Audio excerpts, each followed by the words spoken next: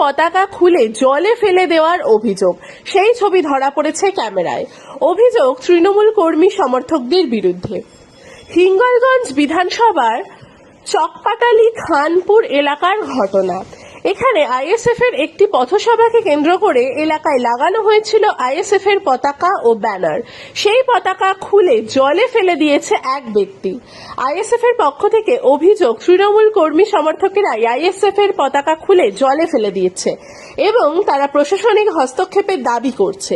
যদিও এই বিষয়ে হিঙ্গলগঞ্জের বিধায়ক দেবেশ মণ্ডল ফোনে জানান, আইএসএফ একটা ছোট দল, তাদের কোনো সংগঠন নেই। তৃণমূলকে বদনাম করার জন্য এইসব রটাচ্ছে তারা।